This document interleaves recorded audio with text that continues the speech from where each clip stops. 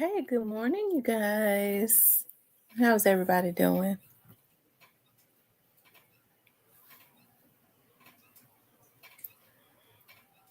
I know I didn't get on yesterday, and I got an essay to do, which I'm gonna do early so I can get on maybe tonight. But just in case I'm not able to get on tonight, or I told y'all my dogs get me up early. And it's something because the sun came up. It was like I've been up since like 5, and it was kind of like daylight. Normally it's black dark. What's up, Diane? Normally it's black dark at 5, like around 5 something. It was like daylight when I looked at there. So I didn't even know time had been set back. But how is everybody doing this morning?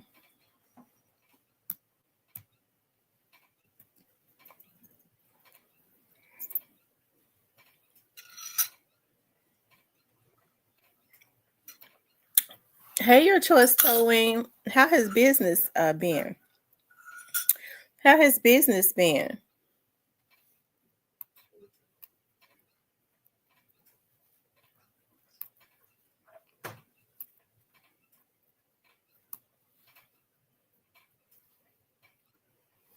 Hey, Fox.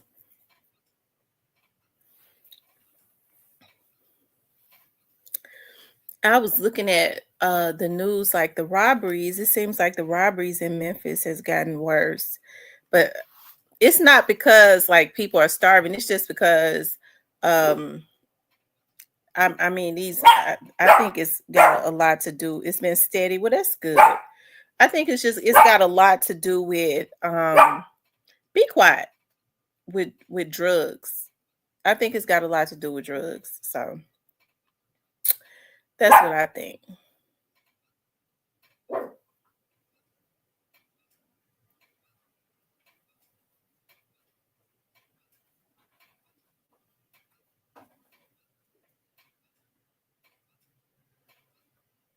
Um Highland is not a real like bad area because if you go further down Highland, like the northern part, on the other side of Poplar, as a matter of fact, is really nice.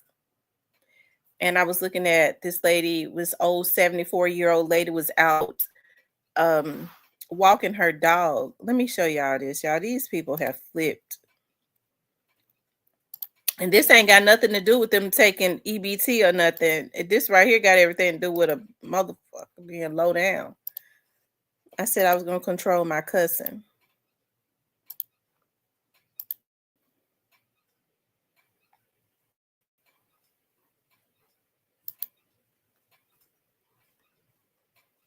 Now they tried to say Air conditioning, heating, plumbing, and generators is a proud they said he's sponsor of 24. News Channel Maybe that 3's was a typo. WeatherNet.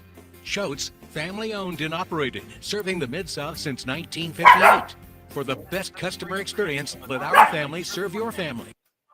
First at 10, Good Samaritans jump in and help an elderly woman who was beaten while walking her dog in East Memphis. Good evening and thank you for joining us. I'm Stephanie Skurlock. Greg Hurst is off tonight. Her alleged attacker now facing several charges. WRE's Melissa Moon is live outside the Criminal Justice Center tonight with details. Melissa? Good evening, Stephanie. Well, 24-year-old Cantu Dika is charged with aggravated assault and vulnerable abuse of an adult. He was arrested, and that arrest was caught on camera not long after the attack. A 79-year-old woman out of the hospital and home recovering after being attacked by a masked man outside her condo building on South Highland Sunday morning. Neighbors say it happened near this church where the woman was walking her dog. Police say at least 2 drivers passing by saw the victim being punched and kicked and honked their horns. One driver got out of his car and chased the suspect, later identified as Cantu Dika, behind Edinburgh Towers. The other motorist tried to follow him. Dika was arrested nearby on Galloway Street. And the kids were screaming, "Mommy, somebody's in there, a masked man is in our yard." So we hopped up, came to see what was going on. Joy Crenshaw says the man jumped a fence and found himself trapped inside her gated yard and surrounded by police. And so my husband asked what was going on, and they was like, hey, you need to go in the house, lock the doors. You have an armed suspect in your yard. Her husband was able to capture this video of officers taking Dika into custody in her driveway. In the video, it does not appear he was armed with a weapon. Crenshaw was disturbed when she found out what Dika was accused of doing. Oh my goodness, it's scary. It's scary. And then just to end up in our yard at 8:30 in the morning on a Sunday, it was pretty scary. Now, Dika is being held on a $125,000 bond. He is scheduled to appear here in court on Tuesday. For your news leader in downtown Memphis, Melissa Moon, WREG News Channel 3. Now they say he's 24 years old, but that's really sad. They said, I mean, like Highland is a very busy street. Highland is very busy, and they said, like, I mean, cars drove by and saw him beating and hitting and kicking this 74-year-old lady. I guess he was trying to rob her, you know, but to beat her like that, and they jumped out and chased him. They jumped out and stopped him and intercepted. And that's when he ran into those people's backyard. That's why I said, this ain't got nothing to do with you know, food stamps and stuff being intercepted. I mean, that's a character issue right there. That's something that person is used to doing, because who would ever take to beating a 74-year-old lady that was just out walking her dog? You know, they said that she's gotten out of the hospital and stuff, so thank God for that.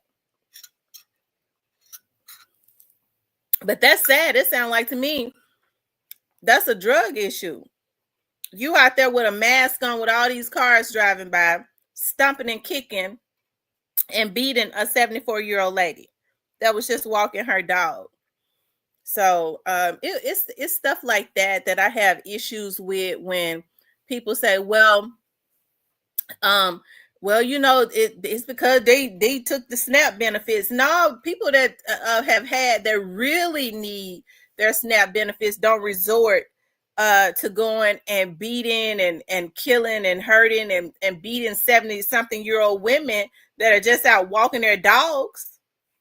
Okay, now maybe somebody that want a drug do or something, but not people that need SNAP benefits. Because hey, a lot of people that need SNAP benefits, even though, you know, they're saying that a lot of them are going to get their benefits. I'm so happy, you know, that a lot of the people that need their SNAP benefits are going to end up getting them.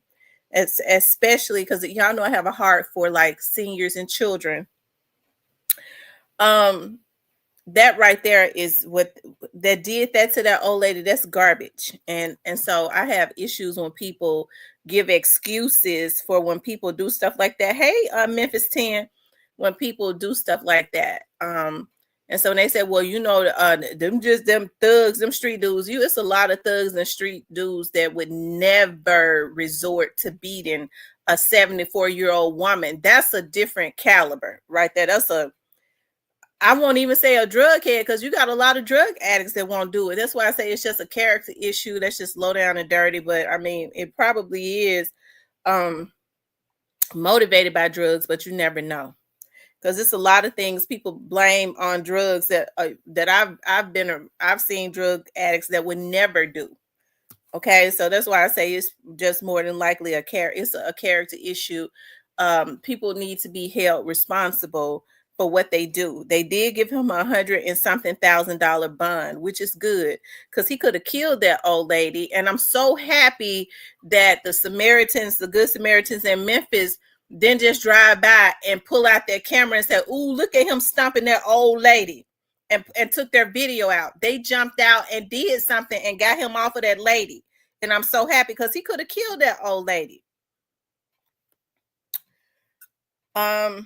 I'm sure she didn't have any money on her if she was out walking her dog. So why would he beat her like that? Because he was mad because she didn't have no money on her? I told you all.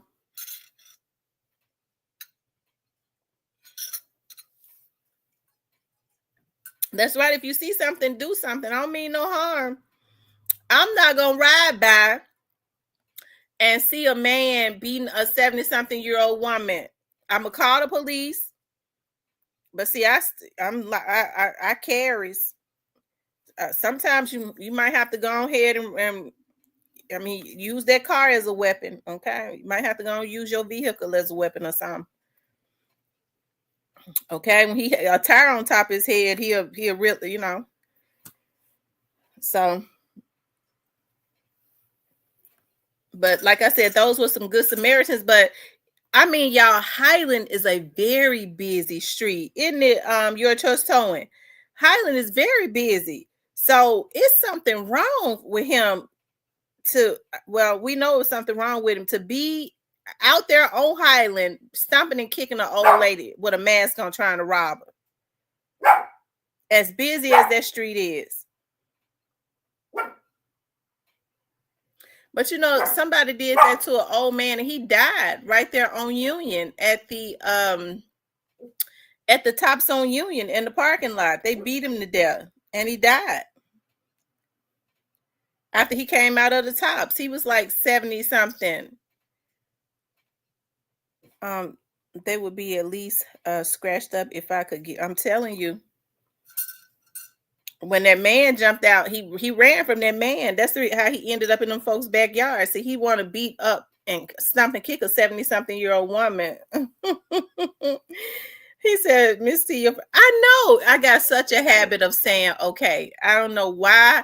It's just, I just gotta, I don't know why I cannot stop saying it. I be saying it unbeknownst to myself until I go back and look at some of my videos and I go, oh my God, I said, okay. So many times, but yeah, I say okay a lot. Roscoe, stop. Leave them folks alone. They could be out there walking if they want to. I need to take y'all little butts out. It's too early though. I have to take my strap with me because folks be lurking early in the morning.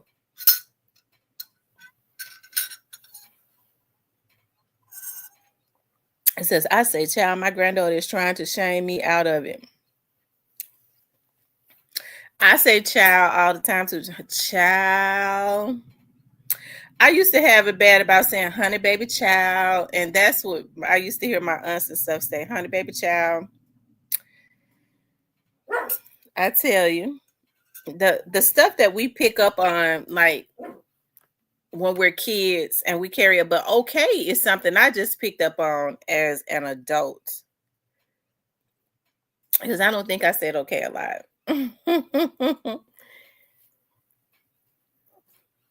Growing up. I think growing up in the hood, I'm gonna tell y'all something, growing up in the hood, we cussed a lot. As kids, oh my God, we cussed like sailors. And I don't know where we get that from. I think about like a lot of the kids that I grew up with, like Chris and Vanessa. And believe it or not, Vanessa was real quiet. She was real. Vanessa was one of those ones. I could never do it. Like Vanessa would be on the phone talking to a boy or something. And she was one of those ones that could whisper and could be on the phone talking and you not hear nothing she said. I used to be trying to, what is she saying? You couldn't hear anything. I'm not one of those ones. My voice carries. Vanessa was real controlled because she was a little bit older. So she always came up with ideas. Like she would always mastermind a whole lot of ideas and she would always be real controlled and all of that. That's how she was. No, listen, this how we're going to do it. We're going to do it like this right here. And she knew how to concoct a scheme. Oh my God. She says, I'm loud all the time. Even my quiet is loud. I remember one time we went to the fair and she was like, this is how we're gonna do it. She was like, I know we're gonna get a lot of numbers and stuff. Said, so you don't have to write no numbers down. Said, so this is how we're gonna do it. We're gonna she took a piece of paper and she wrote out numbers. She was like, write your number down like 10 times and cut the paper up in little pieces. So when a guy stop you, you already be ready. He asks for your number, because that's when guys ask for phone numbers and stuff, and they really, like to try to court a girl. Okay. That was back then. Okay. Now you see a lot of women that are aggressive, which is crazy. I don't believe in that, being aggressive. I was taught if a man wants you, he gonna come and get you. It was like business cards of the 90s. Yes. So we would be at the fair. A little guy would stop, talk to us. What's your number? I already had a number ready. Here you go. That's so funny. I think about this stuff now. We actually were allowed to like be teenagers and have fun. We looked so forward to going to the fair. They had Liberty Land. They took that away. They just took away everything in Memphis. Because when I go to other little cities, even like when I went to it wasn't Gatlinburg. It was oh God, it's the little city right next to Gatlinburg. They got so much stuff there. When we was coming back from out of town, our family reunion in Indiana earlier this year.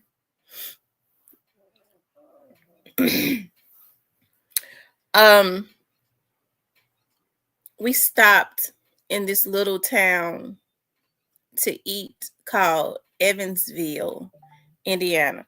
When we went up into there, they had a lot of stuff like museums, and they had quite a bit of stuff just on that strip that we was on for teenagers and stuff to go in. Like, Memphis gonna have to do something. Like, I was talking to a friend of mine who has a transportation service, and I was like, I really want to take a group of kids that my cousin has, like a mentoring group. And I was like, I really would love to get a group of kids and take them on a trip, right? It's very expensive though, because I didn't want to have to charge any of the families just with getting like the bus and stuff. Because I really wanted to like take the parents and the kids to New York to visit the Harriet Tubman, because I'm gonna go anyways to visit the Harriet Tubman Museum, right? And maybe if I could get some donations or something like that, I'm talking about from the city or whatever, because a lot of kids have never been outside of Memphis. A lot of parents have never been outside of Memphis. I got to thinking about though, how would they act out of town? Like, because me, I be having all these ideas, and I'm you be like, you want to show kids that is stuff outside of Memphis, all while educating them on their history. And then I thought about, what, a lot of these kids around the Memphis area has never even been to the Civil Rights Museum. They don't even know where the Civil Rights Museum is. Maybe I should start there. Don't even know their history, anything like that. It's a lot of history inside of that museum. I love the Civil Rights Museum myself. I love the Civil Rights Museum. I think, everybody should go and visit that, the Civil Rights Museum. And a lot of people don't realize, because we talk about the Civil Rights Museum in Memphis, but I was talking to Hilda and I asked him, I said, I found out that there's a Civil Rights Museum in Alabama. He was like, yeah. He was like, it's really nice. It's a Civil Rights Museum in Alabama, but I really want to visit the Harriet Tubman Museum because that was her actual house. That was an actual house, and they made it into a museum. Her land, she's buried on that land and everything. I'm so into, I wish people would really get into learning about like where we came from and what our ancestors went through.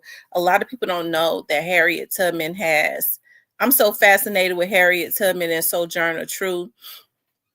A lot of people don't know that Harriet Tubman had written 2 books. I mean, she couldn't read and write, but it was translated. She got ready. She was about to lose her land to taxes. You would think that Harriet Tubman would not even have to pay taxes or anything like that, that the government would have taken care of her. But she was about to lose her land to taxes. And so she ended up having to write a book to get money to pay her taxes. So what happened was she actually got a lady, because there's so many books out there about her, but it's on Amazon. I actually got the ebook, and the lady translated the books in her own words. And I'm gonna tell y'all something.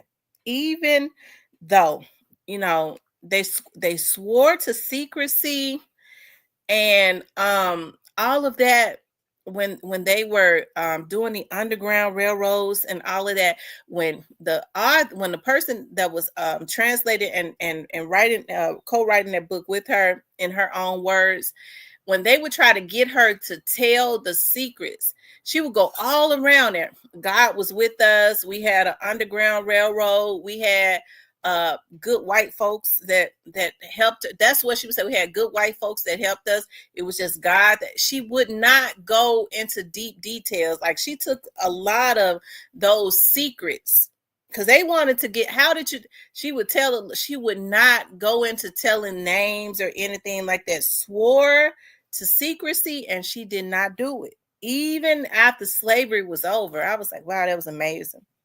Like, it's so many books out there that people have written, but it's 2 out there that are in her own words. And she had the right to save her land. I think it's awesome. And her English and stuff is broken and all of that. But I was just like in awe. I remember when I first started reading, I ain't gonna lie, y'all know I be getting to crying about everything. And I started reading in her own words and stuff. I was like, oh my God. Like, it was so emotional to me. I was like, oh my God, like I'm actually reading Harriet Tubman in her own words. Like, it was just awesome. So what she ended up doing was, when she got her house, when she came back from Canada, the government did give her a house, but they was going to take it back for taxes, right? Because, I mean, she had been a slave. So what she did was she used her house as like slaves, people that had been slaves and had been sick. And, you know, a lot of slaves were in poor health because they had been beaten and years of so she used her house as like to feed homeless people. She would help to heal them and all of that. And she grew a lot of her food. And she said, well, some days she didn't know how they was going to eat. And she said she would just pray. She said she would pray, and then she would open the door, and it would be, you know, somebody would, you know, have baskets of food, and they just learned to start planting and gardening, all of that, right? Because even still, they shamed the government into giving her a house, but I mean, she still had to worry about eating and stuff. You know what I'm saying? Like, they really didn't want to take care of her. They really didn't. So anyways, it's just, I mean, I think when people, especially young women, I think Black women, especially what they try to depict Black women as now, baby mamas, all on, you know, video and stuff, shaking their rump and all of that. Like, I think they try and black out our history of strong Black women that stood on something that were, you know, they don't ever want there to be a reference of a Harriet Tubman or anything like that. They want to black that out. They don't want for Black women to know whose shoulders that they stand on, because it's a money-making business of Black women being whores. It's like modern day type situations, you know, when we get to talking about words and stuff that we use, and people don't even know why or how these words originated. Like when they call white people hunkies and stuff, which is a derogatory word. I would not recommend. It's a derogatory word, just like nigga is a derogatory word, right?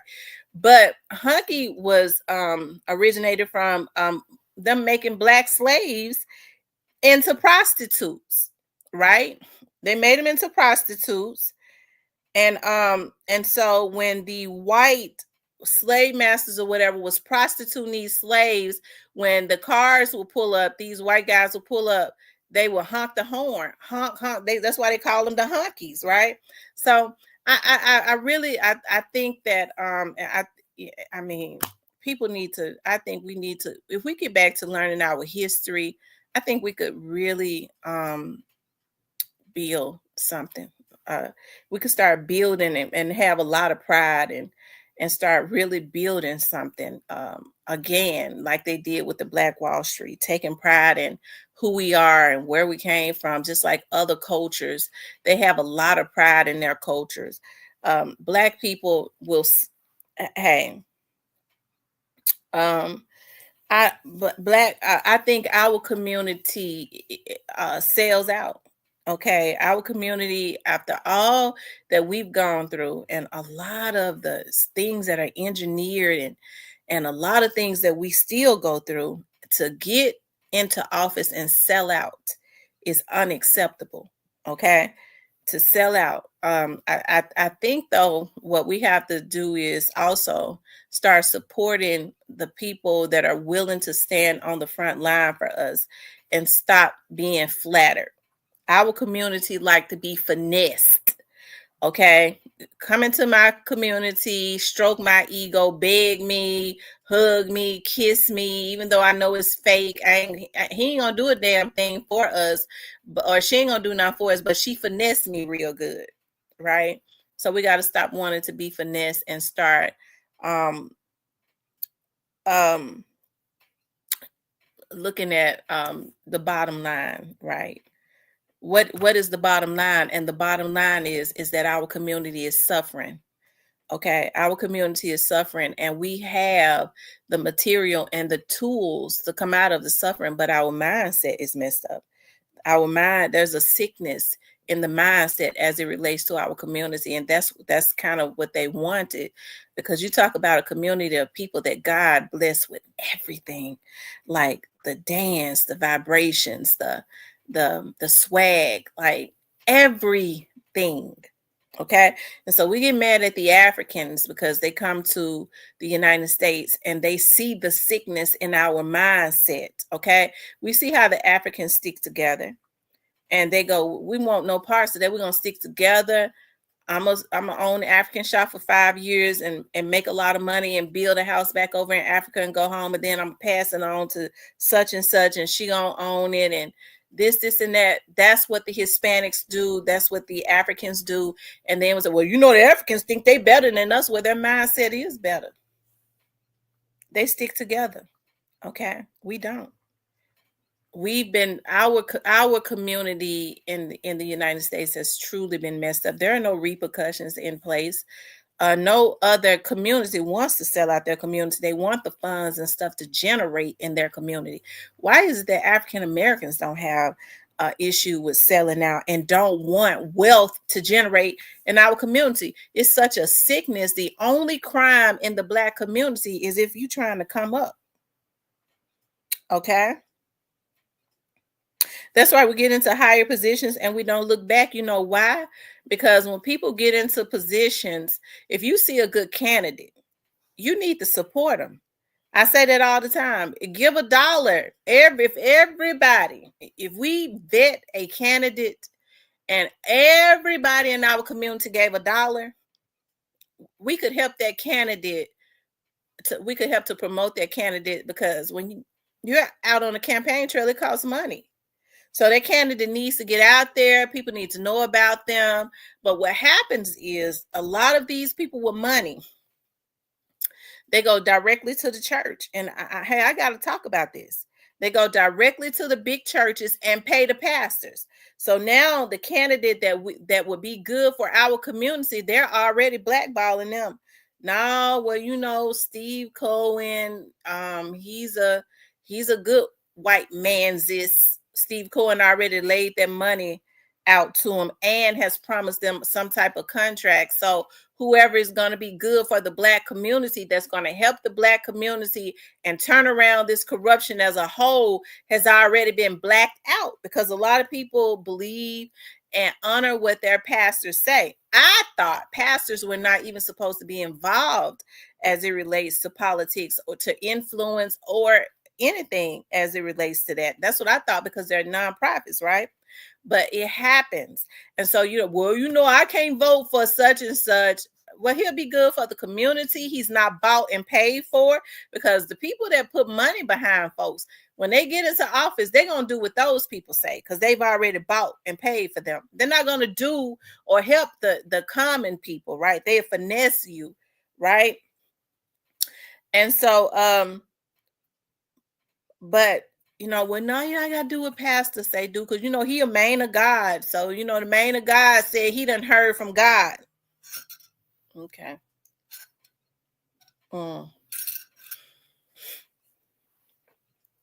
Really? Well, how come you ain't heard from him?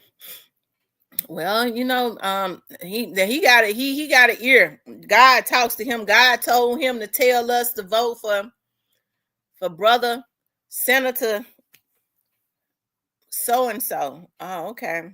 Vote for Sister Watermelon. Pastor said God told him that. Yeah, God told him that after they gave him their check, I guess. But you have a lot of people that are blinded, to that, right? If they're not they get into cliques, stuff like that. Like we gotta change our mindset. We have to go with people that are strong. Yeah, I'm sorry. People that are strong, and if they're not affiliated with what we've been seeing, that have been constantly elected as a resort, and they ain't doing nothing for our community, you might need to be careful about that. Sometimes it's good when people stand alone. At least they're not a part of these organizations and cliques that have been keeping us in bondage, and a lot of them look just like us. You're right. It goes, hey, I'm for self. That's what a lot of people go, hey, I'm for self. And that's the reason that our community is in the position that it's in. Somebody get up out of the barrel. You got to give them an opportunity to learn the system, and then they'll reach back for you. Folks ain't giving nobody the opportunity to learn the system and learn how to work it and then reach back to help their people. He got out the barrel. I'ma kill that nigga. Why you gonna kill him? He been out for a minute more than me, and he ain't even give me no bread. I'ma kill him. That's what's going on in our community, and it ain't no repercussions for taking down our leaders. These Negroes it ought to be something in place where these Negroes ought to be scared to take down the leader, because they're gonna know it's some repercussions behind it. Folks like the glamour. I had, got it. He the man, because he glitz, he got all that diamonds and stuff. God, it don't do nothing for Memphis. Came up in Memphis and caused a war as a result of them doing what they did to Young Dolph. It caused a war in Memphis. Okay. But because he get on there with them rented cars and shit he got, and he gives the illusion of success, our people are sick-minded. He gives the illusion of success. So, I had wanted to be like him. Yeah, but he's sick. Okay. That's not success. When you're causing genocide in your own community, that's not success. Okay.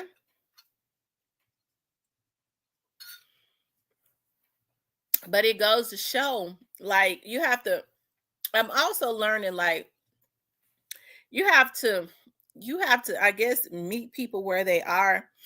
Like I was able to see really good examples of what success was, because success is not just money. It comes with, you have to have the character too. Yeah. Okay. I don't want to get into that. Right. That is corrupt. Absolutely. So I said all that to say this, like, once we learn our history, once our mindsets change, and that jealousy in our community, I often think about, like, you had people around like Al Sharpton, you had Jesse Jackson. All of these people were around when Dr. King and them led the People's March. They knew exactly what it would take to lead another march because they was a part of that. But they never did it. They never did it. Okay. And that's because, hey, our leaders, I don't think they were leaders like that, but I'm just saying, like, we don't protect our leaders and stuff. We don't protect our leaders. So nobody really, really, like, after, let's see, they killed Malcolm X, then they killed Dr. King. Who have we had? Who have we had? Like, Minister Farrakhan could have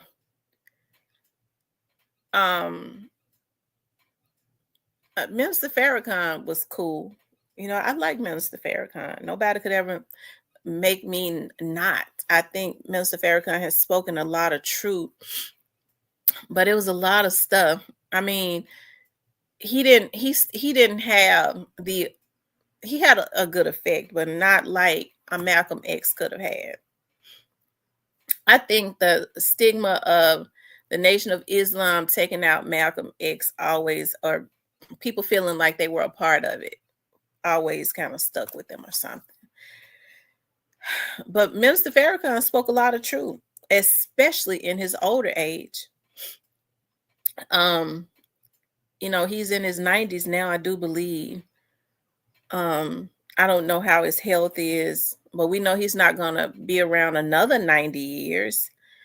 But he spoke a lot of truth. And when he got to a point where he was like, I'm just going to speak truth to power. For God, I live. For God, I'll die. I think that's when they started blackballing him. And they really started blackballing him. Now, when people start talking about Robert Kennedy, you don't hear me say a whole lot about Robert Kennedy Jr. because it was Robert Kennedy when he was working for the CDC. I remember that found out what the government was trying to do as it relates to these vax to the nations. Y'all know we can't say the word on here because they found a way. They don't want you to put no truth out. And it was Robert Kennedy, who's a lawyer that was working for the CDC, that actually got to minister. He tried to go to the preachers to let them know that it was what they was doing, and it was with these meds, and it was geared at Black men, okay, Black boys. A lot of the preachers had sold out, so he went to Minister Farrakhan, who started talking about it. That's when they came up with that documentary called Vaxxed, VAXXED. And they had a lot of whistleblowers on this documentary. They'll put it up on YouTube, and then that's YouTube take it down, they put it back up. So y'all find that. And but it was Robert Kennedy was one of the ones that was the whistleblower. And I think what's so hurtful to me is so many they said so many big preachers had sold out to the pharmaceutical companies that they would not dare talk about it. They would not allow these whistleblowers, some who are in hiding right now, from they would not allow them to come into the church and tell the good Black folks about what they were doing in these vax that was geared at hurting especially Black boys.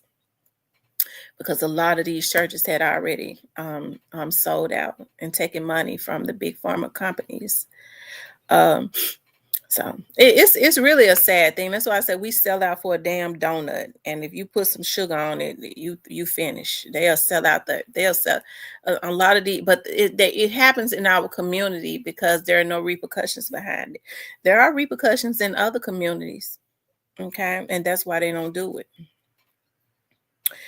Sis says empathy and self-preservation is a balance. At 67, my tongue is looser than it was earlier. If you kill me, it is for a good cause. True, right? You have to speak truth. You have people that will not.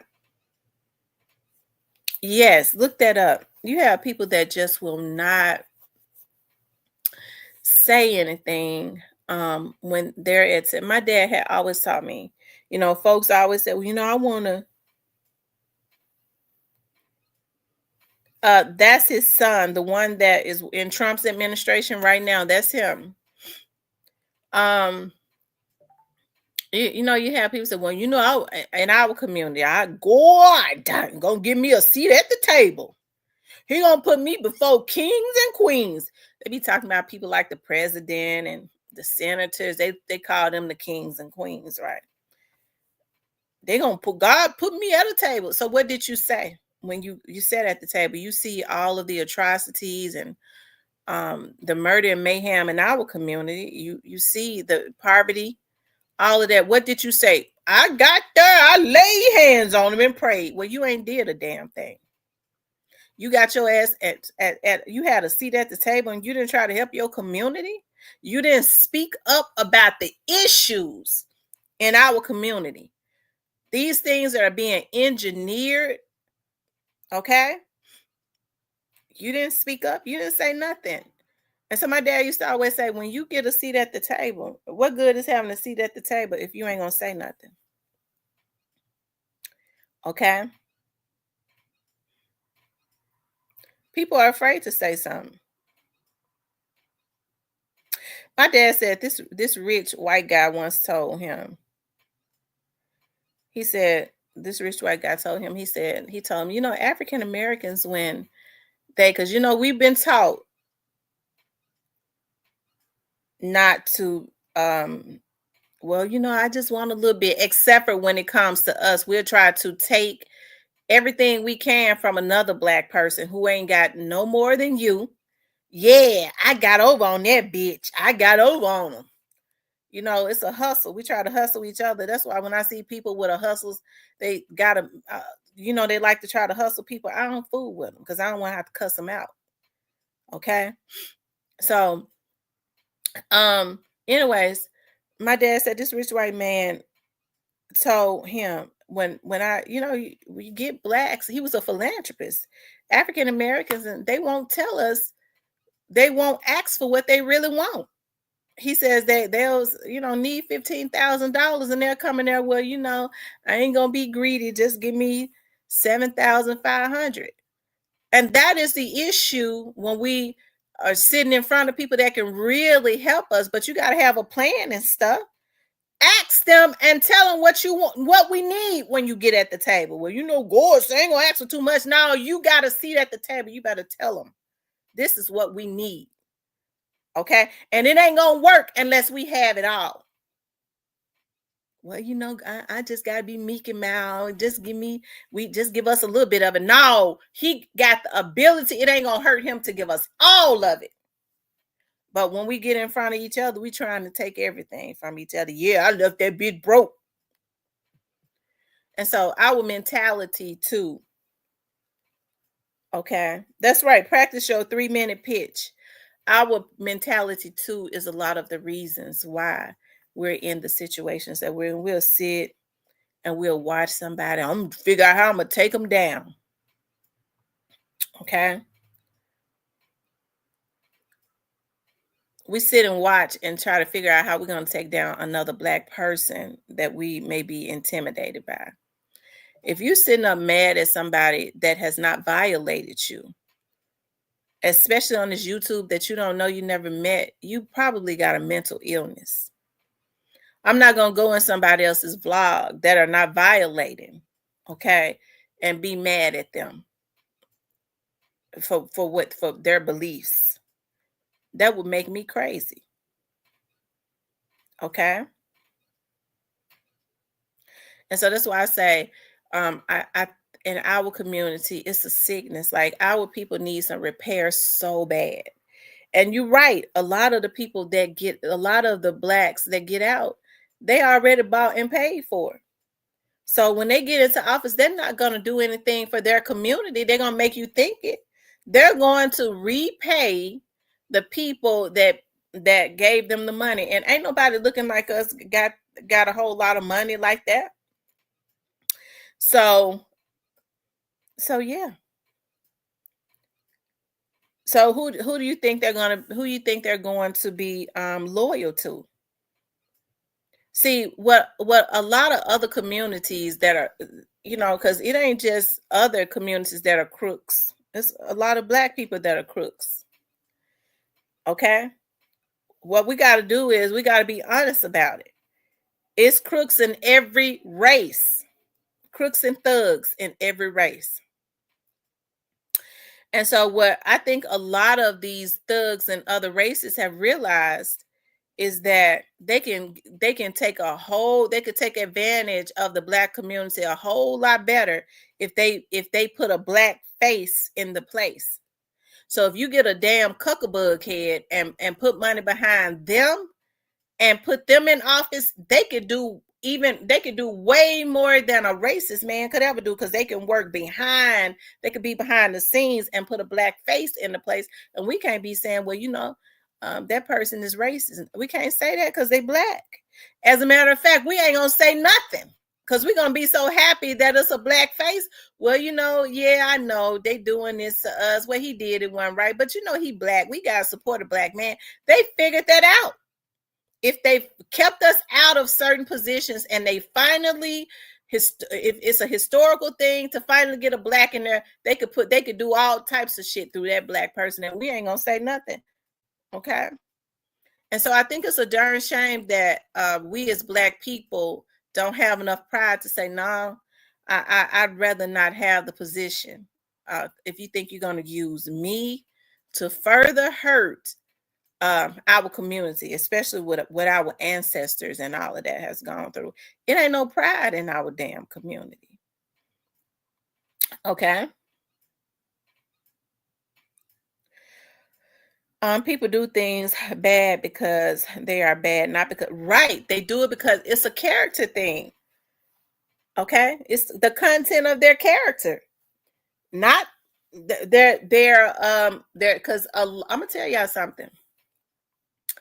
A lot of the hurt that I have accrued, especially as it relates to business or anything, came from black people. Folks don't want to hear that. The most money that I've ever made came from and especially when I was doing private work, it came from referrals of white people that paid me whatever I said. No problems with it at all. Okay, white attorneys. When I thought, okay, I'm a black girl, these black attorneys would appreciate a black investigator. No, they didn't. Even though they were attorneys, when they saw that I wasn't a white girl that walked up in there, who they would pay whatever, even if they didn't have it. If I was a black girl, their energy would change. Now, even though you are a black attorney, what's the hookup? That mentality, even though this is a black attorney. Okay? And don't get me started, because y'all know how Lord, thank you, Holy Ghost, for not making it, because I got ready to say some real mean things. I'm not going to, though. Okay?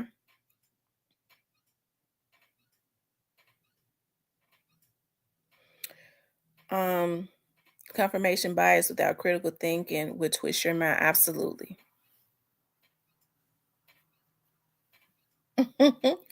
Cypress said, get started. No, I'm not going to get started. I'm not going to. But what we have to do is we got to figure out some things, because it's like generational curses. There was one of the slaves that was on I think it was the Transamerica, in a Transamerica slave trade or something, died in 1940 something. And I think there's video. They was able to get video from her. I started looking for that the other day, because y'all know I love going and looking at stuff like that. It keeps me grounded. It gives me fire. It do.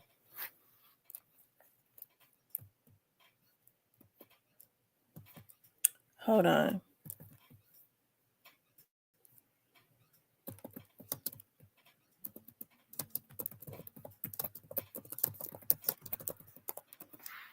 Hold on.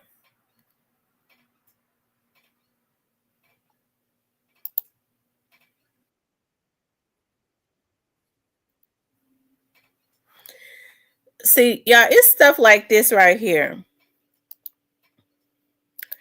When we killing each other and all of that, and we lazy, it's stuff like this that I like to go look at. These people had it hard. Former slaves film speaking about their experience as a slave in America. Hard. He worked hard. I worked hard. I get up at 4 o'clock and get my breakfast done. Just at dawn of day, I go to the field and we pick cotton. Mr. and Mrs. Haywood Jenkins of Sharkey County, Mississippi have, between them, picked cotton for over a century.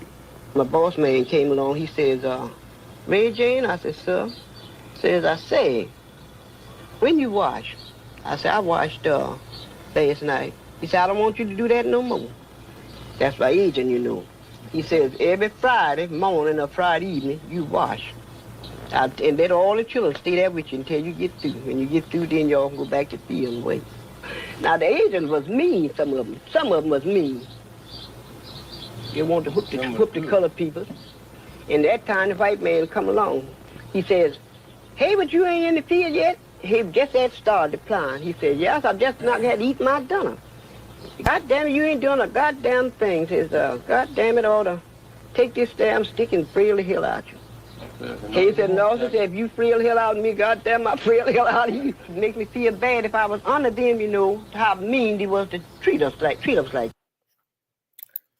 Yeah, these were freed slaves that they were able to, in their old age, get video of back in the old days. Like, I like going finding videos like this, like old videos.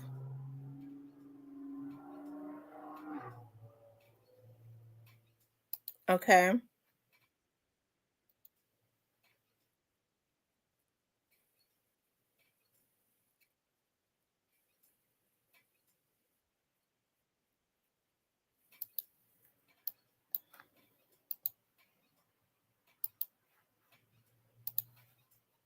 It's a voice rarely heard, the voice of a formerly enslaved person.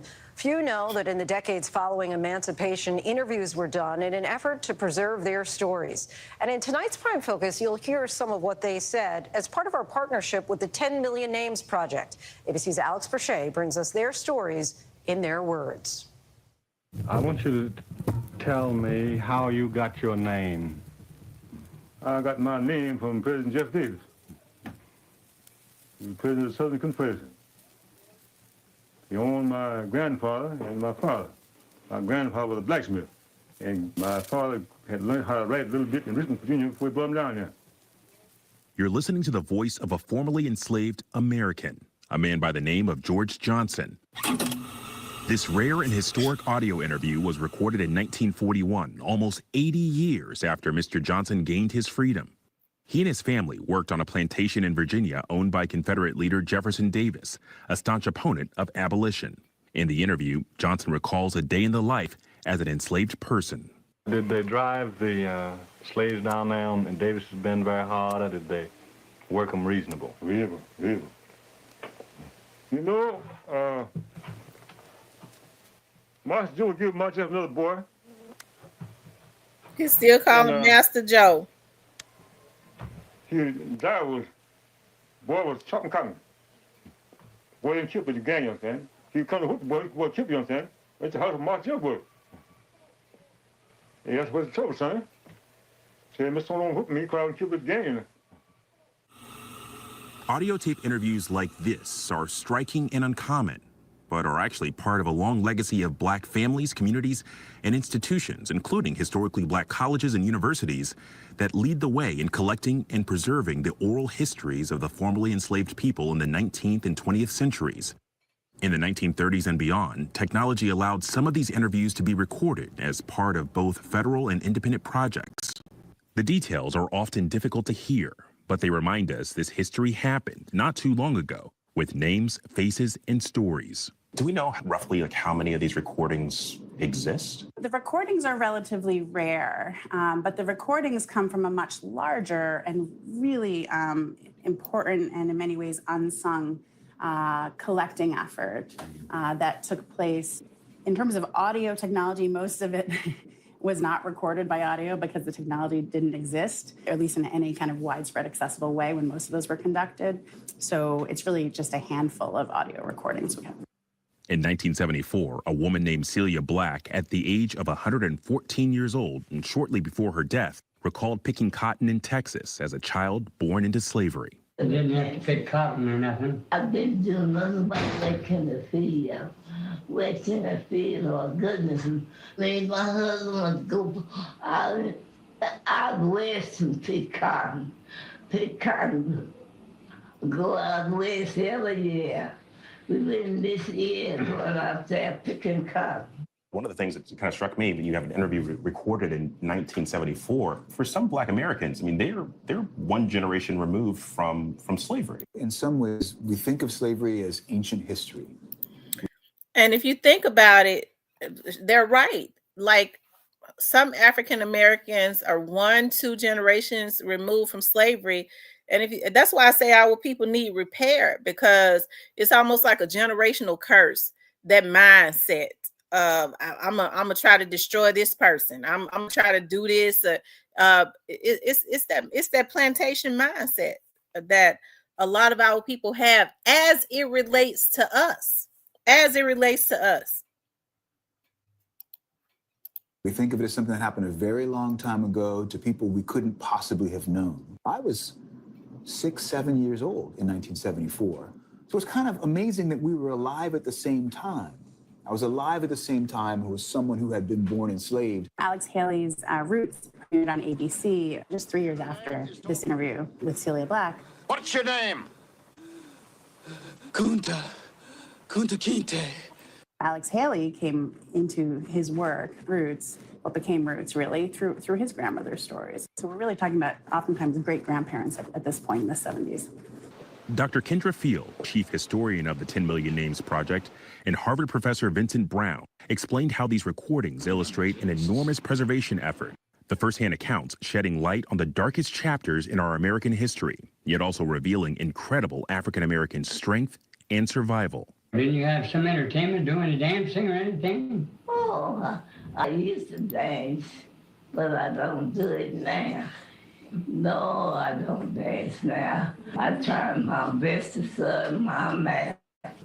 I'm trying my best to serve my Heavenly Father. You hear these recordings. What were the emotions when you hear, the recollections of a Celia Black? First is just the miracle of her survival. It's just that I'm actually hearing this person who had been enslaved. That's kind of a miracle. Celia Black was alive when Abraham Lincoln was president and lived to see the resignation of President Richard Nixon. Oh, man. You remember Abraham Lincoln, president? Oh, well, they gave him a good name. Oh, Abraham Lincoln. They thought Abraham they thought, everybody thought Abraham was that better than the world. In a similar effort to preserve this history and legacy, the 10 Million Names Project is a moonshot endeavor that aims to use the power of ancestry research to identify the names of the 10 million men, women, and children who were enslaved in the territory that became the United States. The goal is to put names and faces on this vital history. not only to give the enslaved the dignity they deserve, but to connect those living today with their family's story. With the help of the 10 Million Names genealogist, we were able to find the direct descendants of Celia Black. Yeah.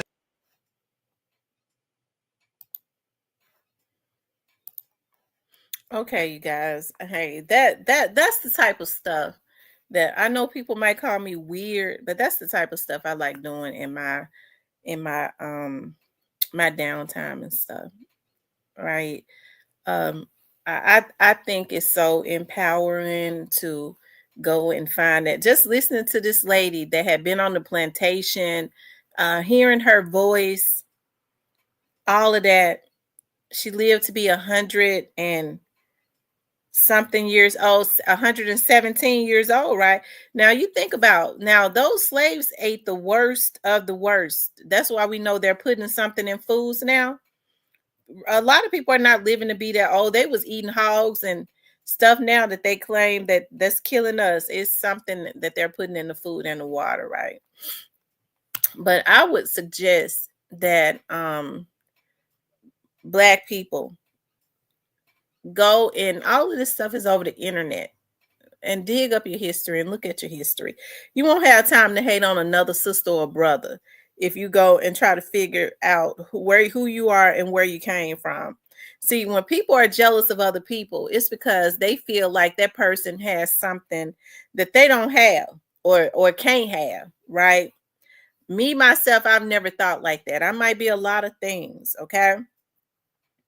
But I've never been a jealous-hearted person, because I already know whatever it is that I want, I can speak it into the atmosphere and put my mind to it and go get it. If I don't have it, it's because I haven't made up my mind that I really want it. So, I mean, that's how I think. And I think that a lot of other people should think that way too. They don't have time to be creating bad karma for themselves and their families by trying to destroy another person, because that's all that they're doing, right? Hey Nene, hey Joke Free. But they was raising their own hog, raising their own, right? They was raising their own hogs and stuff. So I mean, I think our history, I mean, even though I really hate what we went through, what our ancestors went through, the idea that they survived it. They survived that. Y'all, that's where we come from. People that survive the worst. A lot of people ain't surviving breakups. They can't survive that. They talking about they're going to kill themselves. Folks that was raped and killed, I mean, husbands and children sold off to, they survived it and lived to tell about it. Isn't that something? That's what we stand on the shoulders of that.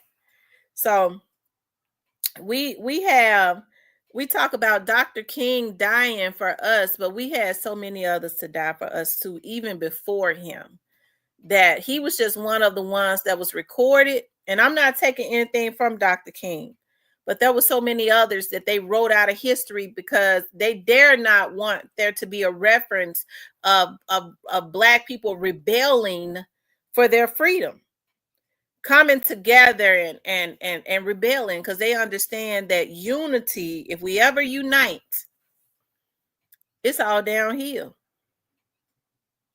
Okay?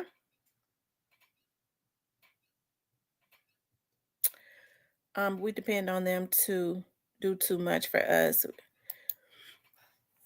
So we have to stop getting mad at other communities because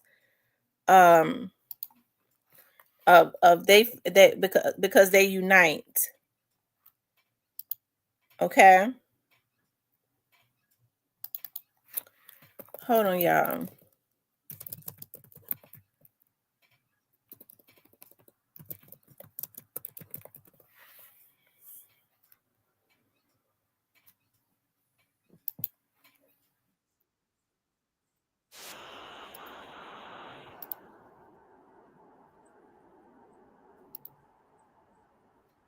Specifically for the role. This man was forced to have sex with hundreds of women every day.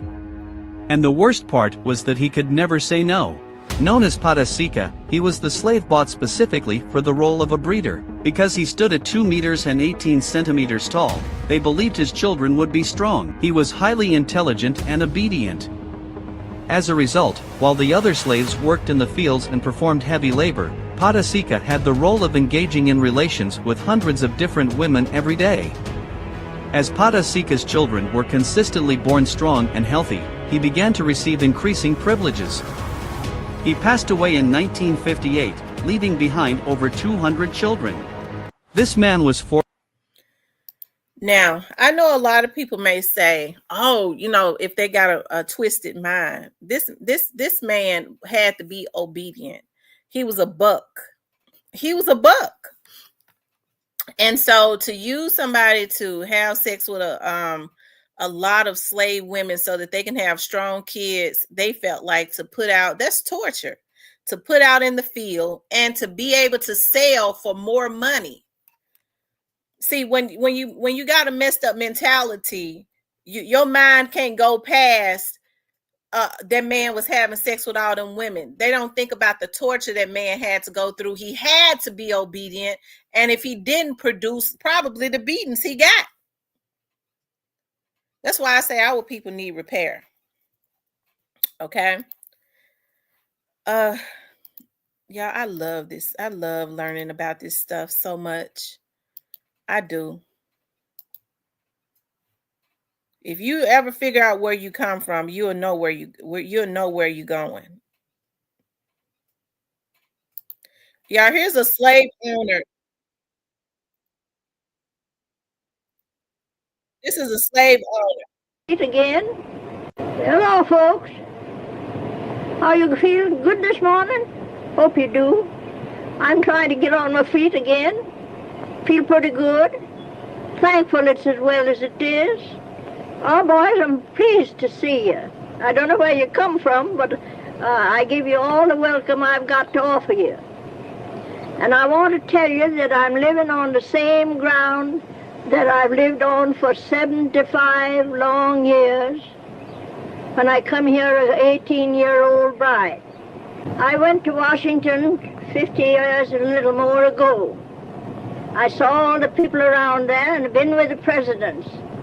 And I learned a great many things up there that I didn't know before. I'll add a little more to it. I was one of the board of lady managers for the Chicago Exposition. And I served my full time in Chicago and learned a good many things over there. I was a delegate to the Tennessee Centennial Exposition. I was a delegate to St. Louis, a juror at St. Louis. I think for a North Georgia cracker of my size and age, I've had a pretty good education on that line. That do all right? I was a 3-year-old girl when the Indians were moved from this country to Indian Territory. I have an indistinct recollection of seeing the red men as they went through the woods, for everything was woods nearly at that time. I have a distinct impression, if a 3-year-old child can have it. Nevertheless, I've been here since that time, and I've seen the march of progress.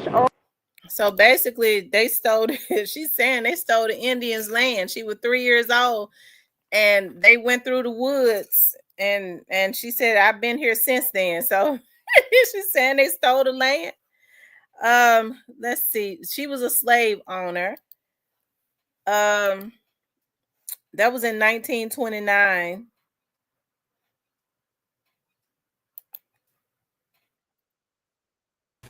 No, I don't.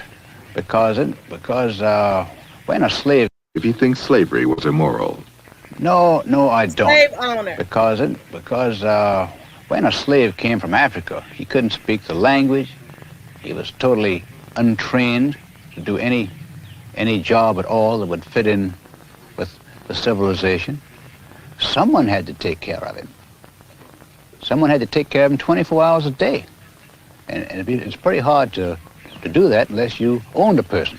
So I think slavery just had to be in those early days.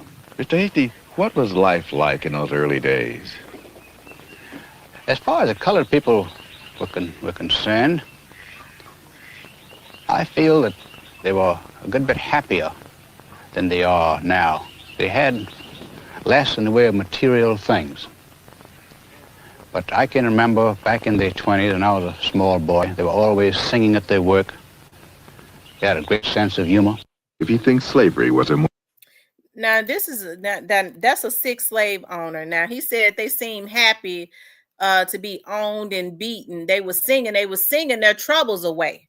They learned to adapt, but they didn't look at slaves as being humans. Okay, so I'm glad he did.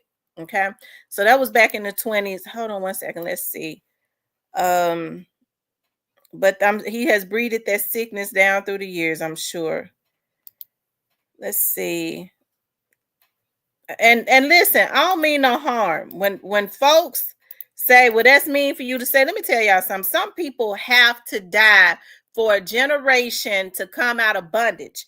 Just like I'm glad he gone on somewhere, dead and gone on somewhere. Some of these black folks gonna have to die too, because it is because of them selling out and their messed up mentality. Some people have to go for a generation to be delivered. Okay?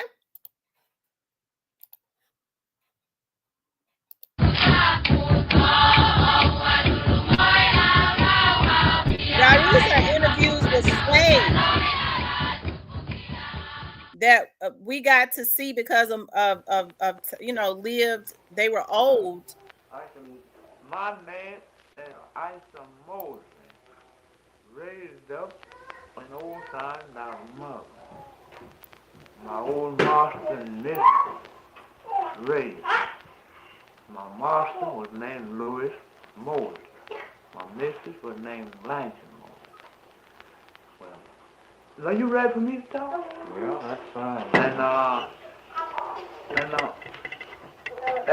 my mother was a housewoman, and after she died, my father was a field hand, and white folks kept me around the house to tow cool water, houseboy like. And they had two weavers weaving, had two looms running every day. Well, you know, I'd go out in the quarter probably died to early play with them other children. And the father caught one, and he caught it, they would wear me out. Well, the white folks told me, when you get at me, make it to the yard. And sometimes I'd go out there and get your plane, and one would hit me, I'd get a breeze. Mail it to him, to the yard I'll make it. Don't nothing say like that. And I went all that way, and then again, now, my master was named Louis, you got that, and my mistress had a young master named Lige Mosley. He was a doctor. And Beth Mosley, he was a farmer. Frank Mosley, he was a farmer. Joe Mosley, he was a farmer. Well, I had two mistresses, Betty Mosley and May Jane Mosley. Them was my mistress. And then, as I went on to so the white men, wives were called the mistresses. Made lasses way back then, and they had no.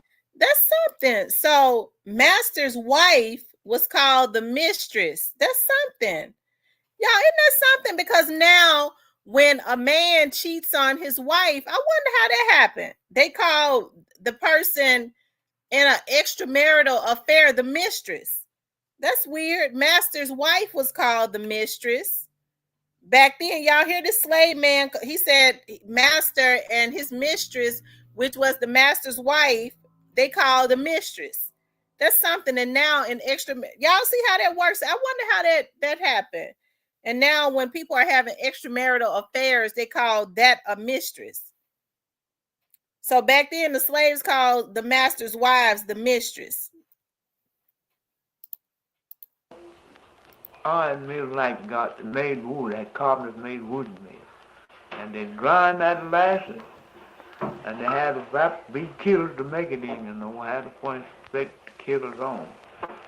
And when that lashes was made, they had poplar trolls to pull that lashes in. No bars at all.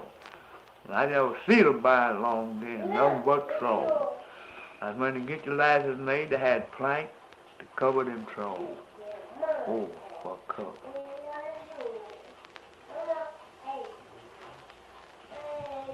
Well, you told me something about the way to make soap in the old days. Yes, sir. I'm explaining that.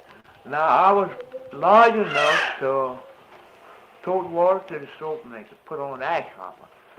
They had a bad,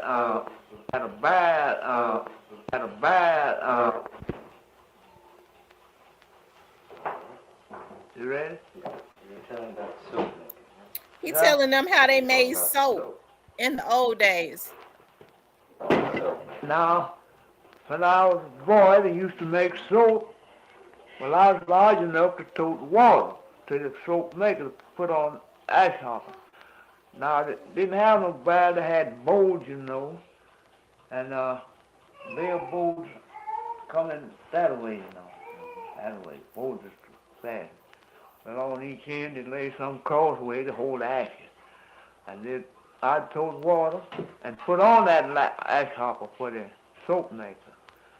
I did make soap for the whole plantation, and make it by 2 or 3 bars.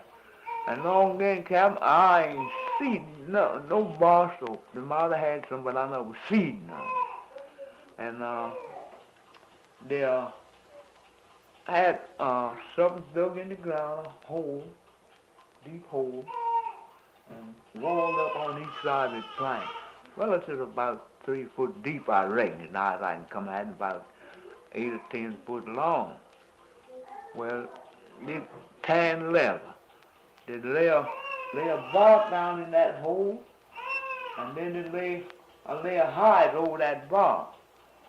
And then they would lay another layer of bark and another layer of hide till it got it like they wanted. And then they'd fill that thing up with water. But now before they tan that leather, they had a place to put it in to lay a while and get the howl. Wow, y'all, rest in peace to all of our ancestors. I tell you, I get carried away and emotional when I hear this. We was children, good sized children. Let's listen to another What's one. up, you guys? This is Trips Exposing the Matrix, and I'm Trip. Today's video is one that I've been putting together for a long time. I've really been trying to figure out what's the best way to present this to me, and I want was over the state's rights to own slaves. And so some people will argue, oh, the Confederate Army wasn't fighting for slavery. Yeah, these are former. This was 1930. These were former slaves. Yes. Well, when I was a little girl in slave days, I always had something to do every day. Every day. I didn't have time to play very much at all. I myself was in the house for most of the time. In days like this, while we were outdoors, pulling up weeds or picking up feathers where chickens would all make them through the yard, or every day. And in cloudy days, while we were in the house, they had a big pan of sand, silver sand, and an old slipper. Y'all see even back then how those former slaves carried themselves with dignity. Look at him with his suit on, with his cane and all of that, sitting there with a lot of dignity, covered up and all of that, all that they have been through. Where did you live? I told you I lived in Washington. Where did you live before Washington? I told Colored people are free. You ought to be awful thankful. And some of them are sorry they are free now. Some of them now would rather be slaves. Which would you rather be, Uncle Phil? Me? Which I'd rather be? You know what I'd rather do? If I thought, had any idea, that I'd ever be a slave again, I'd take a gun and just end it all right away. Because you're nothing but a dog. Y'all heard what that slave just said in the audio. He said if he thought he was going to be a slave again, he would take a gun and end it all, because being a slave, you're nothing but a dog. You're not a thing but a dog. Night never comes out. You have nothing to do. Time to cut tobacco. If they want you to cut all night long out in the field, you cut. And if they want you to hang all night long, you hang tobacco. It didn't matter about your tired, being tired, you're afraid to say you're tired. They just, well,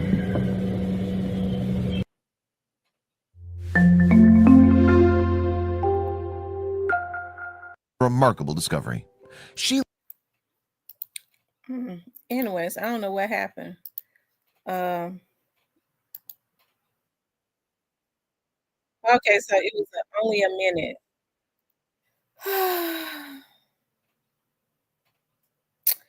The last slave ship survivor grade.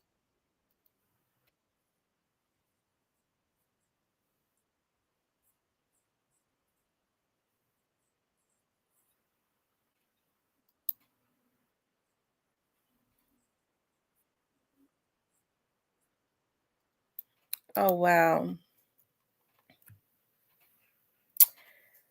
Very much so. They were proud. Yes, indeed. Oh, wow. That's to me, that makes me so full. I tell you, like I said, if you don't know where you came from, how could you have purpose and know where you're going? We come from that.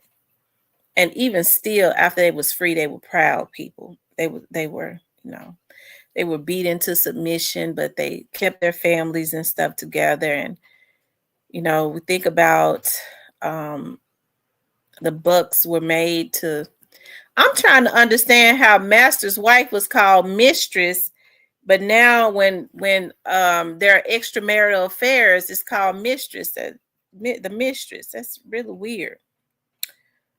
Chronic systematic mental physical abuse over long periods of time is devastating, yet so proud and knew who he was. Absolutely, sis, that is so true. Wow. I tell you, that's something. When I didn't have any, oh my God. I tell you, it's just something. Yes, the reflections of resilience. Isn't that something? Worked hard. I mean, now you got, oh, Lord Jesus, I tell you.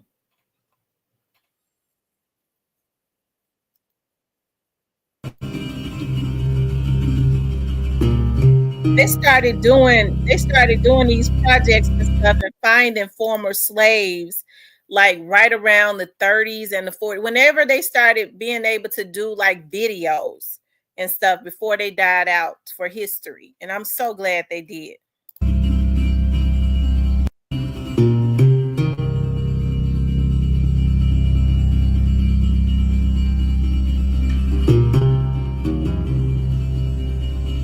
Yeah, she was one of the slaves that they brought in from the slave ship as a child.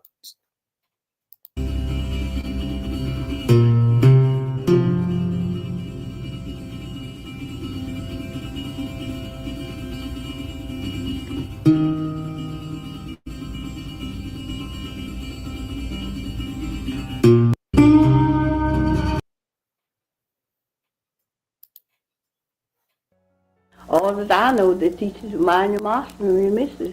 Been slaves all our lives. My mother was a slave, my sister was a slave, father was a slave. They treat me nice as they could treat me. And if I want anything, I'll ask for it. I was taught it that way by my old master. These are the voices of former slaves, victims of one of America's greatest crimes against humanity. Listening to them speak and hearing their lamentations does a different level of justice than history books ever could. John Henry Folk was a storyteller and radio show host who in 1941 started doing interviews with former slaves in a project to bring awareness to racism. One former slave he interviewed was Fountain Hughes. Little did Folk realize this interview would be one of his most important. My name is Fountain Hughes. I was born in Charlottesville, Virginia. My grandfather belonged to Thomas Jefferson. My grandfather was 115 years old when he died, and now I am 101 years old. Although many slaves were kidnapped or abducted, Hughes was different. He was born of slaves, as was his father. He didn't know any other life. It's what they call it. We were slaves. We belonged to people. They sell us like they sell horses and cows and hogs and all like that, have an auction bench, and they put you up on the bench and bid on you, the same as you're bidding on cattle, you know. The auction bench was an infamous place among slaves. Here, people would learn not only who their future masters would be, but exactly what price a person could put on another person. Sell the women, sell the men, and then if they had any bad ones, they'd sell them to the nigger traders, what they call the nigger traders, and they'd ship them down south and sell them down south. After leaving the auction, they would be at the whims of their new masters. Of course, when someone is considered to be a piece of property rather than a person, little is done to make them comfortable. Deplorable living conditions, tattered and worn-out clothes, and sometimes a bare minimum of food were all that slaves were given. Colored people didn't have no beds when they were slaves. You know, slept on the floor, pilot here, pilot there. Just like a lot of wild people. We didn't know nothing. Didn't like to look in no book. Often, the slaves were only dressed in what they showed up in, made mostly of rag and cloth. The lucky ones may have had a pair of shoes or some denim. That's why they never wore no shoes until they were 12 or 13 years old. And now people put on shoes on babies, you know, when they're month old. I don't know. Put shoes on babies just as soon as you see them out in the street, they got shoes on. Not much attention was given to the slaves' diet. More times than not, they would only have things like soups or stews made from the scraps of the master's dinner. Wooden trays, dug out, you know, all about that long. And all of them, you know, would get around that tray with spoons and just eat, sit like mush or soup or something like that. And all them children get around there and just eat. Slaves had no weekends, no holidays, no days off. Each day was filled with nothing but work and meeting the needs of the masters. Night never comes out. You have nothing to do. Time to cut tobacco. If they want you to cut all night long out in the field, you cut. And if they want you to hang all night long, you hang tobacco. It didn't matter about your being tired, you're afraid to say you're tired. It wasn't a sense of duty that compelled the slaves, nor was it a love for their owners. A cloud of dread hovered over them, as the smallest infraction could mean a painful punishment, usually in the form of beatings. Former slave Laura Smalley described what she saw one day when another slave woman earned a whipping after her master's mistress tried to slap her and she fought back, pushing her into a chair. But I think that poor old woman cat in the peach orchard and whipped her. And, you know, just tied her hand this way, you know, around the peach orchard tree. I remember that just as well, looked like to me, I can, and round the tree and whipped her. And well, she couldn't do nothing but just kick her feet, you know, just kick her feet. But it just had her clothes all down to her waist, you know. Just didn't have her plumb naked, but they had her clothes down to her waist. And every now and then they'd whip her, you know, and then snuff the pipe out on her, you know. She'd snuff the pipe out on her. You know, the embers in the pipe. Where you ever see the pipe smoking? Blow them out on her? Mm-hmm. Good Lord. Mm-hmm. Even though slavery was a practice in which evil was free to roam, there were still some owners who aspired to be better, treating the slaves with more dignity and decorum. Having a master who would speak with kindness, show courtesy, and treat them as humans was among the most coveted things any slave could ask for. They treat me nice as they could treat me. And they all treat me nice. All the white folks had known that they treat me nice. And if I want anything, I'll ask for it. I was taught it that way by my old master. Don't steal, don't lie, And if you want anything, ask for it. Be honest in what you get. That's what I was raised up with. Even though the masters would preach honesty, they were still not very trusting. Simply going out, It was putting even a on the orders of the cigarette out of her. master, Oh my required a God. number of steps. Now, I couldn't go from here across the street, or I couldn't go to nobody's house without I have a note or something from my master. And if I had that pass, that was what we call a pass. If I had that pass, I could go wherever he sent me, and I'd have to be back. You know, whoever he sent me to, they'd give me another pass, and I'd bring that back, so to show how long I'd been gone. With the passage of the Emancipation Proclamation, the slaves were free, but only by degree. They weren't truly as free as they thought. Union soldiers, who slaves once thought of as liberators, would sometimes pass through and not give a second thought to the people they helped to free. I remember when the Yankees come along and took all the good horses and took sold all the meat and flour and sugar and stuff out in the river and let it go down the river. And they know the people wouldn't have nothing to live on, but they done that. And if you was cooking anything, eating that for yourself, and if they was hungry, they'd go and eat it all up, and wouldn't get nothing. They'd just come in and drink up all the milk, and just do as you please. Slavers across the South were incredibly hesitant to change after the order, not only because they were losing the labor they paid for, they were losing an entire heritage. Not taking too well to the new proclamation by President Lincoln, the slavers actively withheld the life-changing information from their slaves, sometimes to the point that slaves would end up working on the plantations for up to 6 more months. You know, and old master didn't tell you, it was free. He didn't tell you that? No, he didn't tell. They wait there. I think now they said they wait them 6 months out of that. 6 months. Without guidance, though, They didn't even many tell of them the they was slaves free. found their newfound freedom less glamorous than they had thought. With not $1 to their names, very few possessions, and little to no education, they found themselves alone. Sadly, millions of newly released slaves, unable to make a living, ended up becoming emaciated, even dying as a result of starvation. And if we got free, we didn't know nothing to do. And my mother, she hunted places and bound us out for $1 a month. And we didn't have no property, we didn't have no home. We had nowhere, nothing. We didn't have nothing on it, just like the cattle, we were just turned out and get along the best you could. Colored people is free, you ought to be awful thankful. And some of them are sorry they are free now. Some of them now would rather be slaves. Although freedom had been granted, they realized that it came with a heavy price tag. So they feel like Abraham Lincoln or whoever set them free, but he knew when you set slaves free who don't know how to read, they didn't allow them to learn how to read, they didn't know how to survive for themselves, that they would starve to death and therefore go back to the plantation willingly and just work for free. Even though they had skills, they couldn't read, it was still, it was still those times where they couldn't start businesses, they couldn't, hey, they felt like that was a strategy.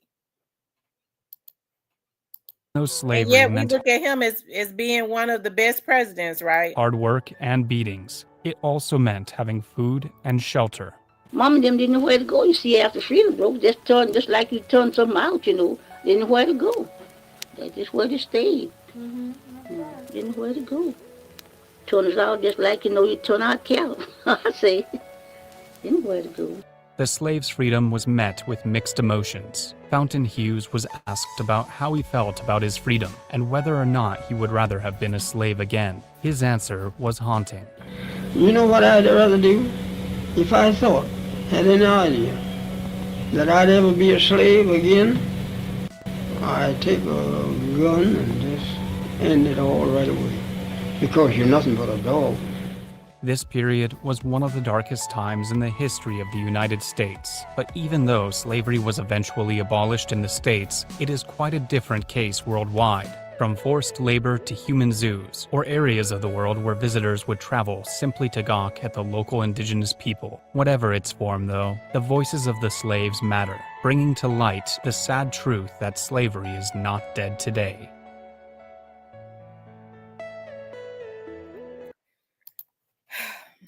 Don't y'all see?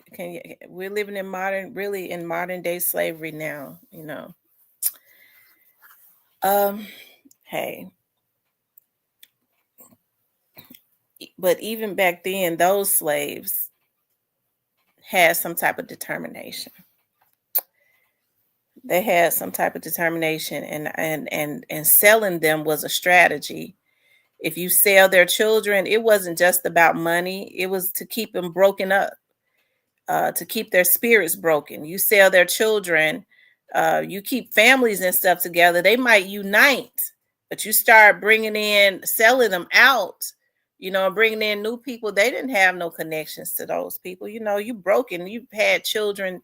Now they're selling your kids off that you're never going to ever see again.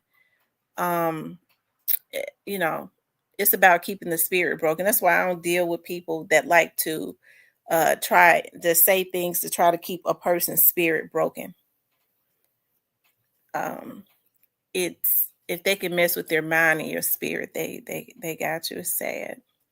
It really is. But I love learning about our history. I do. And I didn't get on here I just got on here because I didn't get on here last night. You know, yeah, psychological warfare, absolutely. You know, but hey, this has been good for me too. Yes, indeed. So, and I got on here early. Thank you, sis. They got a lot of good stuff out here. I mean, to me, it's intoxicating to just go and hear our ancestors that actually went through this. It's intoxicating because they survived the hell, and they were so happy to survive. They had a grace about them, you know. Yep. Miss J said, thank you, Tamara, for this. A true pause to reflect on what they went through versus present motivation. Grand Rising family. You're welcome, Miss J. Hey, Miss Muffin. She said we got a history lesson this morning. Tony Walker says, I'm learning to avoid bad-spirited people. I don't want to sit in. Absolutely. Bad-spirited people are dream snatchers. Spirits are real.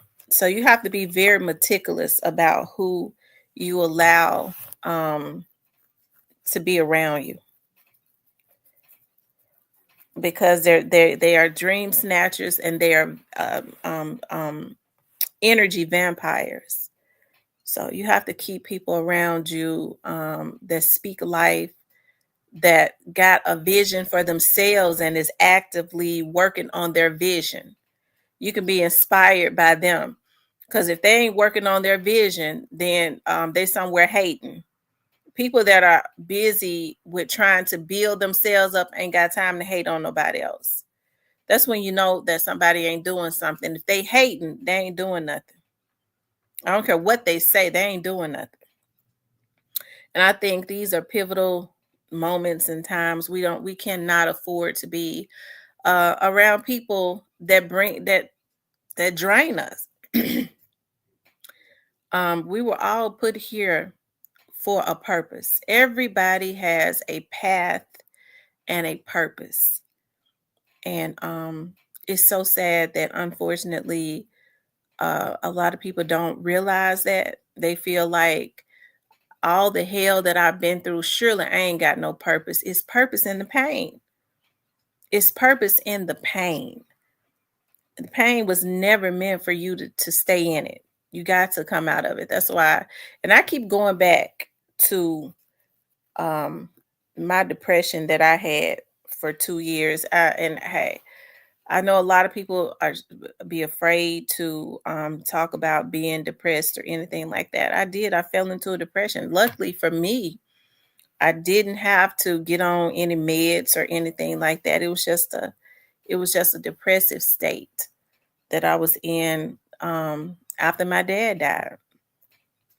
And I think that depressive state came from not being motivated. I think about it now. It was just not being motivated to do those things that I was very good at, that I had enjoyed because I was used to doing it with my dad. Okay. So it makes me so happy to come out of this state kicking and running, because some people go into a depression and they never come out. I came out and I knew it. I had people around me that was praying. I started, one of the best things that could have ever happened to me was when I just out of nowhere, somebody sent me a message and said, just come to church, come back to church. And that was the best thing that I did. Okay. And I made up my mind with my mother praying and stuff that I was just gonna, hey, it was I don't know what kind of prayer that she prayed, but I had a conversation with my mother, who is very honest. She don't fuss. She's not judgmental. But when she told me, you got to come out of that depression, you doing things that you got to come out. It's almost like hearing my mother fuss. I snapped out of it. So that was just the Spirit of God. And I'm in her prayers, because I tell people all the time, I don't know what kind of relationship that my mother has with God, but I've never known a prayer that she has sent up that was not answered. I've seen where, I've just seen some things where I know that she has a divine connection with God. We all do. But she is very comfortable in her connection. Like for so many years, like my mother has gotten up and go to the end of her bed and sit in her chair and start praying. So that's her connection. I think just being dedicated to having a connection with God, with the Creator, right? And being confident in that. So yeah, it's those prayers that get us all through, those prayers that God honors. That's right. She got a prayer through for Hitta. When Hitta called me, Hitta, you don't mind me, I'm not going to, when Hitta called me, Hitta was like, Tam, I need for you to, he said, I need you to pray for me. He said, I need your mama's prayers. That scared me. I said, what's going on? I said, what's going on? Because I never heard him like that before. I said, what's going on? And when he told me, I got right off of the phone and I called my mama. Okay. I called my mama and me, my mama, and Diane. I told Diane said, well, I'm getting ready to start praying too. But my mama said, I tell you what, I could see, I heard my mama, she got up. She said, I tell you what, you tell him that I said that he keep his mind strictly on God, no matter what the doctors say. This is his time to keep his mind on God, no matter what. Keep his mind on God. And she said, I'm getting ready to pray. And that's what she did. That's exact. She got right on up.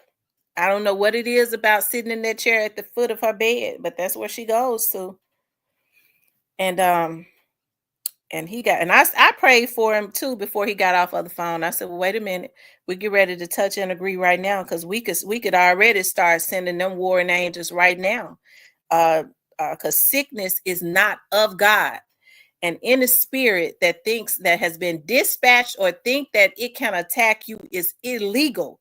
It is illegal. So we send it right now back to the sender, or, we just send it back to the pits of hell. Okay. Because I said, well, whatever it is, Hitta, we already know that it's curable. And when he got to talking, I said, well, we already know it ain't no cancer, because it's illegal for cancer to anything to enter your body. It's illegal, because God says, I came to give you life and give you life more abundantly. And that's what we stood on. That's what we agreed on. And we came into agreement, because God says, where 2 or 3 agree. I will be in the midst of that. So he was already in the midst of it before the doctors ever even said anything.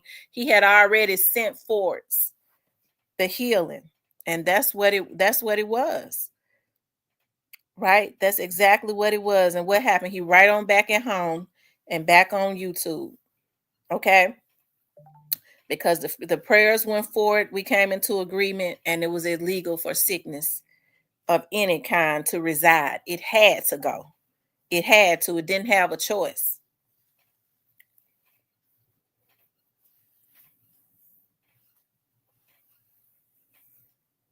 Mm-hmm.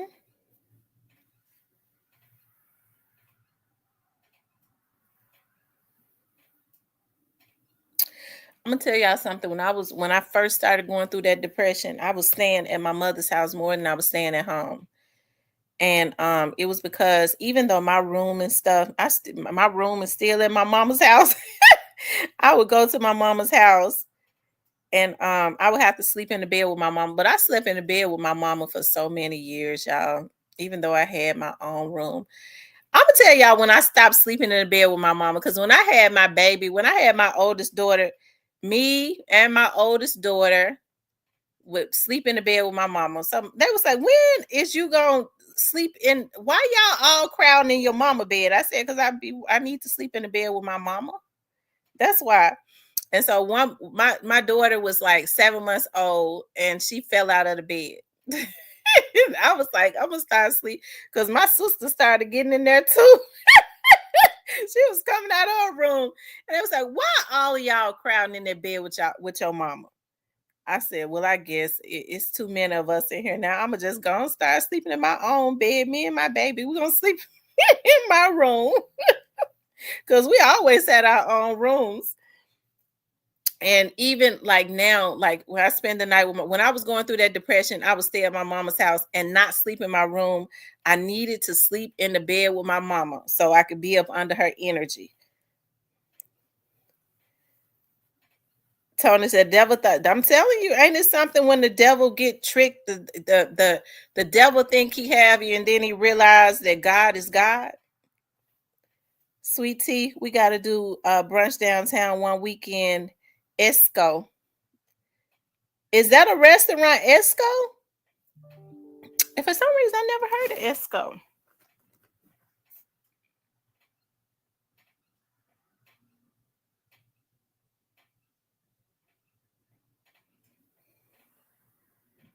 I'm telling you, ain't nothing like your mama. I'm telling you. He says, "I love Jesus, but some organized religions and leaders are." Yeah. You have to keep your mind on God, because I think people make the mistake of pastors are mere man. And I think it's a mistake when people put other human beings, regardless of what their title is, into places high places that they should only have God. To me, that's just like what the children of Israel did in the Bible days. They worship Baal. I mean, I can't worship no man or have anyone in a position that I could only have God. And see, I think a lot of people get the issues confused, because I was taught this, to respect the person and then the position. And I think a lot of people, I got to think, I was like, Lord, people be having issues with me and I don't even know why. And I think it's because I treat everybody like the same. People be wanting for you, I think, to give them special attention when they hold some type of position. Now, I can respect the position, but I already respect the person as a human being, because that's what I was taught. I respect you not because of your position. I respect you because you are a human. So that means I respect the janitor and the garbage man the exact same way that I respect the president, because they're all human beings. I think that's where people that's where me and a lot of people are different. Okay, well, I'm gonna suck up to this person. I'm gonna respect this person more because they probably can do more for me. Now, I already respect you because you are a human being, and whatever is for me, God gonna touch the heart of God says he touches the heart of the king to turn his heart to make him do whatever it is that needs to be done anyway. So if it's for me, it might not even come through whoever you're kissing up to. It could come through the garbage man. Okay. So you just never know. So that's why I always say I respect the man, the human, and then I respect the position. And if you ain't shit, I don't respect you. Period. I don't care what your position is, because you a jacked up human.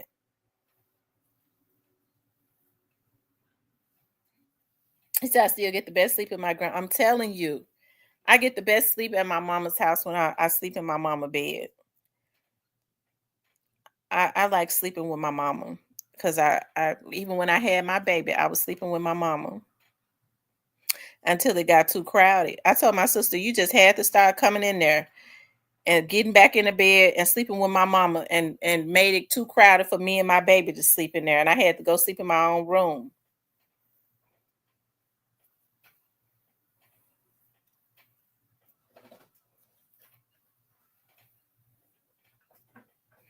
When my sister spend the night with my mama now, she'll sleep in my mama room with her. It's just something about sleeping up under my mama. Her energy is just it's just too right. And I think it's because she be constantly, like, she sleeps real light. My mama is just like me though. My mother can hear in her sleep. I can hear in my sleep too. I can hear people talk. I can hear conversations in my sleep.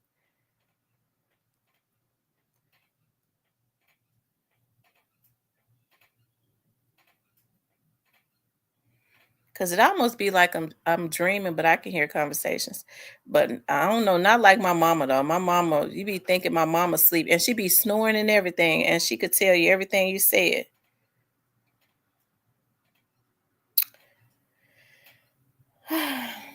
Yep, I tell you.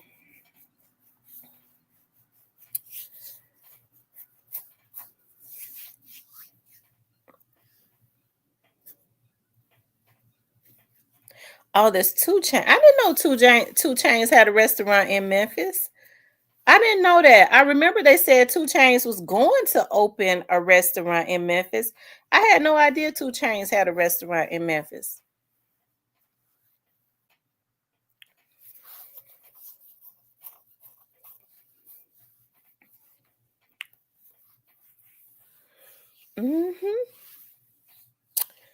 So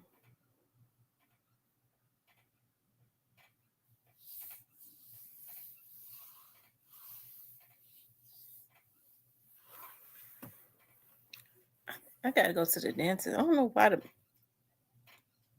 that tooth back there hurting. It don't hurt when I eat.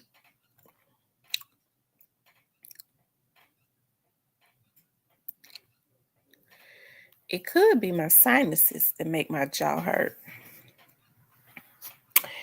Anyways, y'all, let's see. What do I have to do today? Today is my last day off. It's my last day off. I need to hang up some stuff on the wall. I got me some cute little stuff from Burlington. I got some Christmas gifts from Burlington. Yeah, I was able to find some really cute real crystal at Burlington. I'm gonna give out for Christmas gifts. And they look like little jars you put candy in. They're so beautiful. And and what else I need to do today? Oh, I have a doctor's appointment, and I'm gonna rest. Oh, I got another essay, and that's it. Enjoy my last day off, and that's it. Just chill. Food, good food and drinks. Okay. I'm gonna tell y'all something. I've been finding so many of those Paris Hilton. You cannot get anything to stick, like the pans, everything. And I gotta call Target because I ordered me a cake mixer. I thought I ordered me a cake mixer, y'all. Don't you know I never got it? And I was just looking. I was like, dog, when my cake mixer gonna get here? When my cake mixer gonna get here? And I was like, where did I order it from? Because I was like, I either ordered from Macy's or from Target. And I said, I ordered from Target. And don't y'all know I looked at the order? I did not. I don't know if they didn't have it and they just didn't send it to me.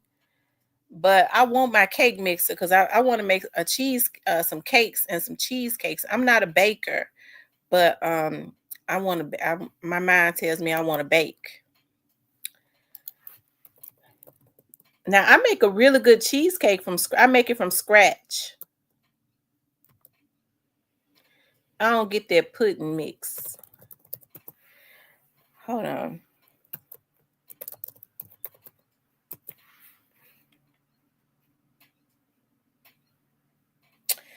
Oh my God, it is gone back up. It is gone back up. It was $40. I know that I ordered this. I thought they must didn't have it. Y'all look, this is the cake mixer that I ordered. And for some reason, they didn't send it to me. They must didn't have it. They should have told me they didn't have it.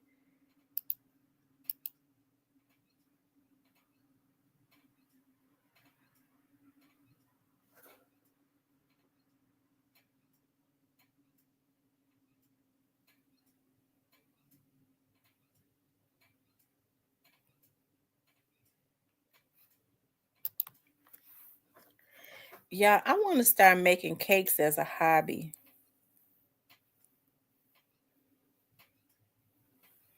I am short. I am short. I'm short. I thought I was 5'3". I went to the doctor. He said I'm 5'2.5". I said, I know darn well I ain't no 5'2.5". Listen, hey, Roscoe, hush. So, but both of my daughters are so freaking tall. But my mama 5 feet though. My dad was like average height. I think my dad was like 5'10" or 11, 5 around that, like 5'10", 5'9", 5'10". My mama is 5 feet. My mama is 5 feet.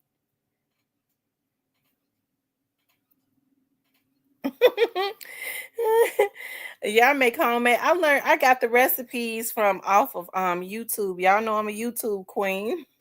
I get all my recipes. So I learned how to make cheesecakes by looking at because my mama, when she would make them, she made them from the box.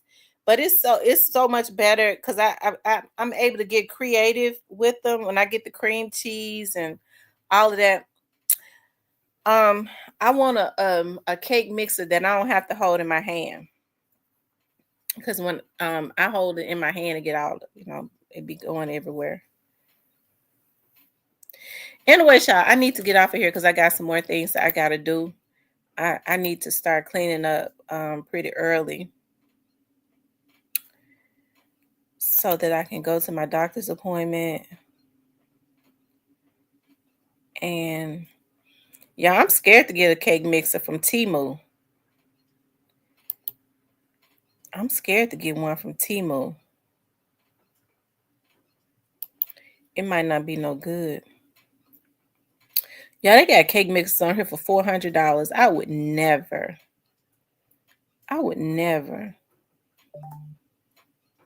That's a 3-quart. See, the one at Target. That's not the one I had.